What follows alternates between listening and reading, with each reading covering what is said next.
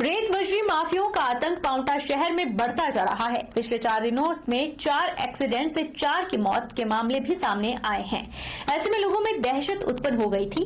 वहीं Paonta police team ने tractor चालकों पर कार्रवाई करते हुए 23,500 का जुर्माना वसूला है। पुलिस के इस सख्त रवैये से रेत बजरी माफियाओं में हड़कंप मच गया है। लंबे समय से पांवटा पुलिस टीम को सूचना मिल रही थी कि नदियों को छलनी कर रहे रेत बजरी माफियों की तेज रफ्तार से कई एक्सीडेंट की वारदातें सामने आ चुकी है, जिसको लेकर पांवटा डीएसपी ने खुद सड़कों पर उतरकर और तेज रफ्तार से ट्रैक्टर चला रहे चालकों पर शिकंजा कसा है। इसी कड़ी में पांवटा पुलिस टीम में रामपुर क्षेत्र में 10 के चालान काटकर 23,500 का जुर्माना वसूला। मामले की पुष्टि करते हुए डीएसपी वीर बहादुर ने बताया कि चारों थाना प्रभारियों को सख्त निर्देश जारी किए गए हैं कि रेत बजरी माफियों को किसी भी सूरत पर बख्शा नहीं जाए। गंदगी मुक्त पांवटा बनाने के लिए नगर परिषद ने कमर कस ली है। इसी कड़ी में नगर परिषद पांवटा द्वारा 7 नए वाहन कूड़ा करकट धोने के लिए खरीदे गए हैं, ताकि हर वार्ड में एक वाहन हो सके और शहर की सफाई निरंतर बनी रहे। गुरुभूमि पांवटा साहिब में गंदगी का आलम किसी से छुपा नहीं है। यहाँ पर डस्टबिन भरे रहते हैं तो सड़कों पर गंदगी के ढेर नजर आते हैं, जिसको लेकर अब नगर परिषद सख्त हो गया है। नगर परिषद के उपाध्यक्ष ओपी कटारिया ने बताया कि पहले 13 वार्डों का कूड़ा करकट उठाने के लिए 6 वाहन थे, जिसके लिए 5 लाख नगर परिषद द्वारा दिया जाता था। तो अब 7 नए वाहन खरीदे गए हैं, जिसके लिए मात्र 3 लाख और खर्च करने पड़ेंगे। उन्होंने कहा कि अब हर वार्ड में एक वाहन होगा, ताकि हर वार्ड का रोजाना उठाया जा सके। इस समस्या के निवारण के लिए नगर परिषद पांवटा साहब ने निर्णय लिया कि सभी वार्डों में एक गाड़ी लगाई जाए। तो इसलिए अब हमने 7 गाड़ियां और बढ़ाकर, क्योंकि 6 गाड़ियां तो पहले से ही काम कर रही थी, 7 गाड़ियां और बढ़ाई गई हैं। अब हर वार्ड में एक गाड़ी जाएगी और इससे जो कूड़ा इधर उधर बिखरे होने की या गिर आने की या लोगों की जो समस्या थी कि गाड़ी नहीं आती, तो ये समस्या दूर होगी। लेकिन मेरा लोगों से अनुरोध है कि हम जनहित के लिए हर प्रकार से अपनी तरफ से प्रयासरत हैं, मगर कुछ लोग कूड़े की पेमेंट जो मात्र 50 रुपये पर मंथ रखी गई है फिलहाल, वो भी देने के हिचकिचाहट महसूस करते हैं। तो ऐसे लोगों से मेरा करबद्ध अनुरोध है कि वो नगर पालिका परिषद को अपना सहयोग दें। जो कूड़े का देय बनता है वो समय पर हमारा जो कर्मचारी बाकायदा रसीद काट कर देता है, तो उसको अपना देय समय पर दे। नगरी कसौली की वादियों में जल्द ही गायक जुबिन नौटियाल के गाने की शूटिंग होगी। लोकेशन देखने के लिए जुबिन नौटियाल ने खुद कसौली में 2 दिन तक डेरा डाला था। सोमवार को दोपहर बाद जुबिन नौटियाल कसौली से वापस रवाना हुए। पर्यटन नगरी कसौली की वादियों में जल्द ही गायक जुबिन नौटियाल के गाने की शूटिंग होगी। जुबिन नौटियाल ने बताया कि कसौली की वादियां सच में बहुत ही शांत और खूबसूरत है। व्यस्त समय में एक आध दिन मिलता है तो कसौली की ऐसा स्टेशन है जहां पर एक दिन में आकर घूमा जा सकता है और खुद को ताज़ा किया जा सकता है। यह शहर व्यवस्थित है और लोग मदद करने वाले हैं। मैंने यहाँ के प्रसिद्ध बन समोसे और अन्य व्यंजन खाए हैं। वहीं गायक के बाजारों में चहलकदमी करते हुए प्रशंसकों के साथ फोटो खिंचवाए। जुबिन ने पहाड़ी रास्तों पर ट्रैकिंग का मजा भी लिया। हालांकि रविवार और सोमवार को हल्की बारिश होने के चलते काफी ठंडा था, लेकिन फिर भी जुबिन ने यहाँ की गिलबर्ट ट्रेल और खुशवंत सिंह मार्ग पर ट्रैकिंग करने का लुत्फ उठाया। जुबिन नौटियाल ने बताया कि 2 दिन यहाँ की वादियों को देखा है। यहाँ शूटिंग के लिए बहुत ही सुंदर लोकेशन है। लोकेशन देख ली है और अब बर्फ पड़ रही होगी तो उस दौरान यहाँ शूटिंग के लिए आएंगे। आया हूँ मैं यहाँ पर, तो बस उसी के लिए मैं थोड़ा सा अपना बिजी शेड्यूल में जो अपना वो है वही 2-1 दिन लगता है। तो उसमें कसौली एक ऐसा हिल स्टेशन है जिसमें इंसान बहुत जल्दी आ सकता है और जल्दी से जल्दी अपना थोड़ा एक माइंड फ्रेश कर सकता है।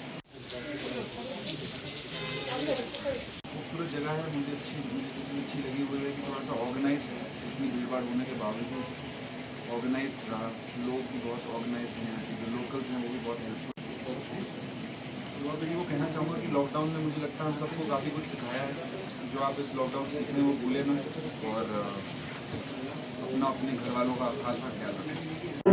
सुना है तेरे दिल पे मेरा कहीं ना लिखा है, देखो ना मेरी आँखों में तुम छिपा है मेरा ख्वाब छिपा है, कैसे बताऊं कितना चाहूं मैं तुम्हें।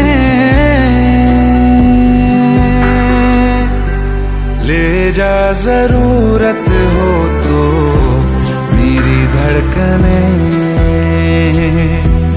इनमें सुनाई देगी मेरी ख्वाहिशें।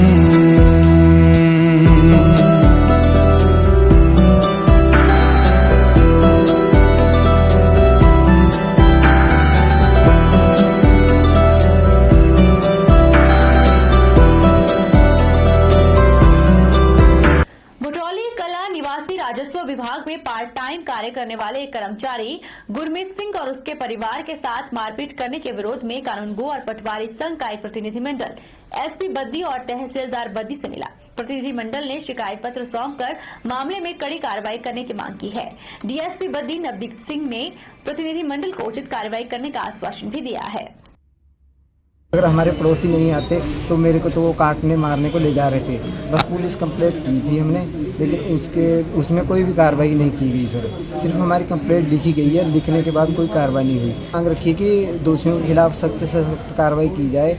ना उनका मेडिकल हुआ है, ना सर वो अरेस्ट हुए हैं। पुलिस ने बोला था कि हम आपको संडे को बुलाएंगे और आपके पास आके आपका मेडिकल कराएंगे, आपका स्टेटमेंट लेंगे। ना उन्होंने हमारा मेडिकल किया है, ना हमारा स्टेटमेंट लिया है, और ना दोषियों को पकड़ा, ना उनका मेडिकल किया, ना स्टेटमेंट लिया है, ना उनको अरेस्ट किया है। ये एक हमारे आजकल वर्कर के साथ जो 16 तारीख को दुर्व्यवहार हुआ, मार पिटाई हुई, उसके प्रति हमने आज एसपी साहब को ज्ञापन दिया है और बताया है कि इस घटनाक्रम में क्या क्या हुआ। और एसपी साहब ने भी हमारी बातों को बड़े ध्यानपूर्वक सुनकर और बिल्कुल सही डिसीजन लेते हुए हमारे को आश्वासन दिया है कि इस पर ठोस से ठोस कार्रवाई की जाएगी और हमारे कर्मचारी को न्याय दिलाया जाएगा। और जो है इसमें कथित तौर पर संलग्न जो मुलजिम है उनको सजा दिलाई जाएगी। एक ऐसा ज्ञापन आज उन्होंने एसपी ऑफिस में दिया है, तो इसको फर्दर इंक्वायरी किया जा रहा है कि मैटर क्या है, और एसएचओ बरोटी वाला इसमें आगे फर्दर इन्वेस्टिगेट कर रहे हैं। हिमाचल प्रदेश के जिला बिलासपुर में भी लोग जहां पर पेट्रोल और डीजल की कीमतों से परेशान हैं, वहीं पर आम से लेकर खास सभी तरह के लोगों पर इसका विशेष असर देखने को मिल रहा है। छोटे छोटे रोजगार करके अपना पेट पालने वाले ऑटो रिक्शा चालक, टैक्सी चालक सभी परेशान हो चुके हैं। जहां पर सरकार द्वारा निर्धारित किराया पहले जैसा ही है, लेकिन पेट्रोल और डीजल की कीमतों में लगातार हो रही वृद्धि ने इनका सारा बजट बिगाड़ दिया है। उन्होंने सरकार से मांग की है कि अगर इसी प्रकार डीजल और पेट्रोल की कीमतें बढ़ती रही तो उनका किराया भी बढ़ाया जाए ताकि उनके परिवार का पालन पोषण हो सके।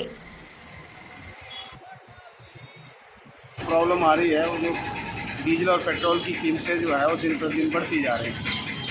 पहले हमारा जो है वो कम पैसे में गुजारा हो जाता था और हमारे रेट्स जो है वो अभी वैसे के वैसे ही है। तो इस कारण जो है हमारे को जो अपना परिवार पालना बहुत मुश्किल हो रहा है। तेल के दाम देखो तो 100 रुपये से भी ऊपर चले गए हैं। अगर हम मतलब जैसे एडमिनिस्ट्रेशन ने अभी तक हमारे किराए जो है बढ़ाए नहीं हैं, तो उस वजह से हमारे को जो है बड़ी बड़ी मुश्किल आ रही है।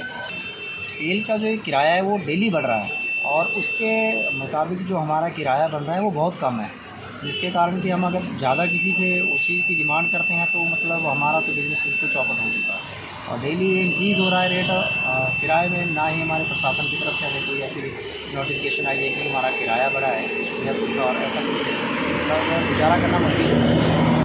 बहरहाल बुलेटिन में इतना ही। आप देखते रहिए HP 24/7।